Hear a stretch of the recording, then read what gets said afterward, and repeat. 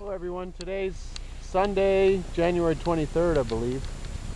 I'm up here in a place called Kennedy Meadows, just below the Sonora Pass in the Sierra Nevada. It's nice to finally get away. So beautiful up here. I got about 2,100 page views on that blog I set up. There's still something going on with those dead animals. Birds and fish, and now 10,000 buffalo and cows in Vietnam. How can 10,000 cows and buffaloes die in one day? I just don't get it. I don't understand. There's something going on. I put some more, I think 5 different articles, a couple of videos last night on the blog called dyingbirdsandfish.blogspot.com. So anyone interested in that, I'm going to keep tracking it and just see what happens.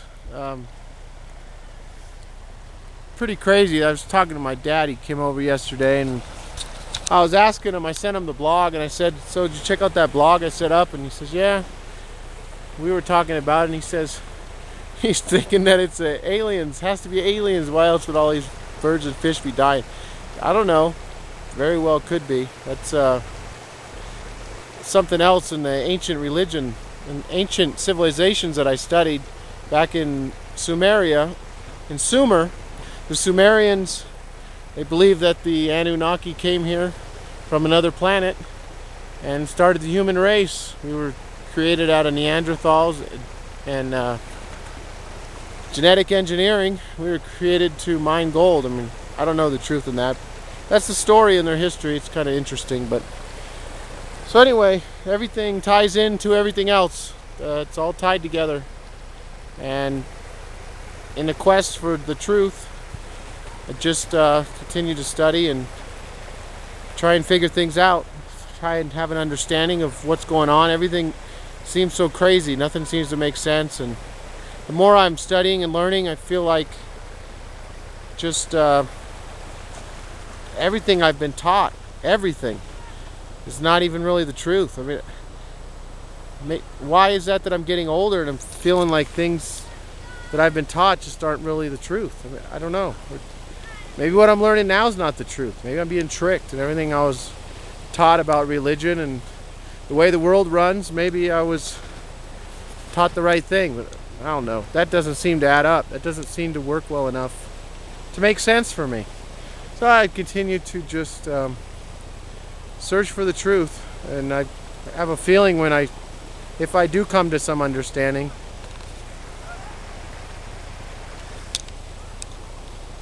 if I come to, some good understanding what's going on, I have a feeling I'm not going to like what I find out, but that's just the nature of the beast, I guess. I can't help it. It's something in me. I'm always looking to try and find things out. So I'm going to put together something on the meaning of words and where they come from, and do a bunch of study on that. Put together something. I'm just kind of rambling, but put together something. I've been reading a book called Babylon's Banksters. I've long thought there's a connection between ancient history and banks and ancient civilizations and what's going on now.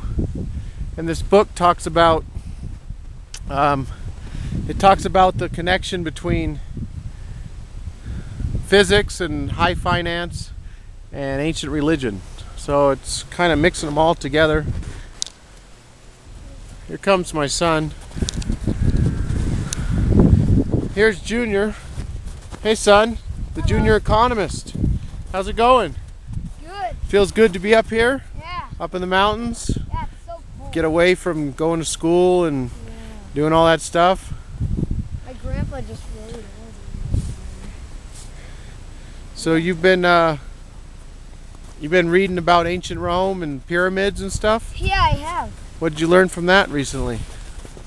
I've learned about tomb robbers, and I've learned that if in the Roman times, if children disobeyed their parents, their parents would kill them. Well, they were able to kill them in the Roman times, huh? They Yeah. disrespected them? Yeah. Oh, are you glad you don't live in those times? Yes.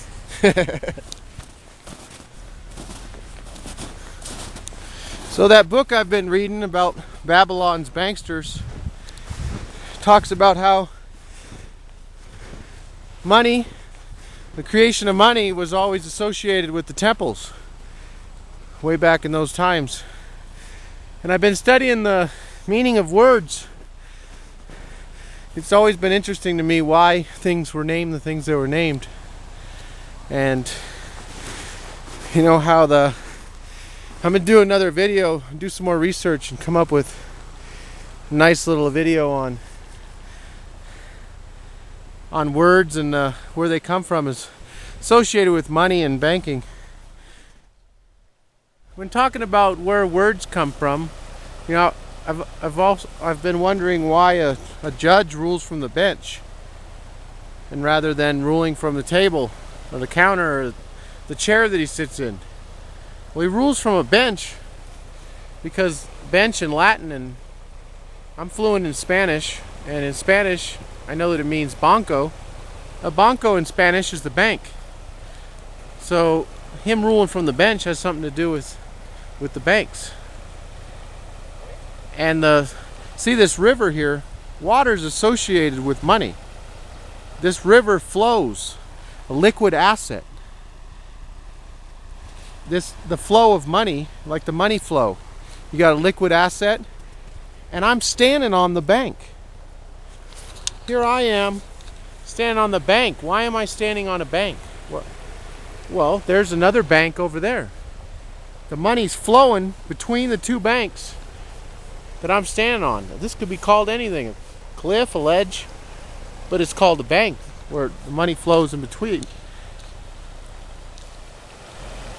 You know, the dollar sign, I thought the S stood for silver at one time when I first got into precious metals some time back, a few years.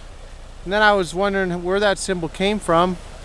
And for a long time I was thinking it was associated with the Spanish dollar or some other symbols. You know, it looks similar to a symbol that used to be used a long time ago for money.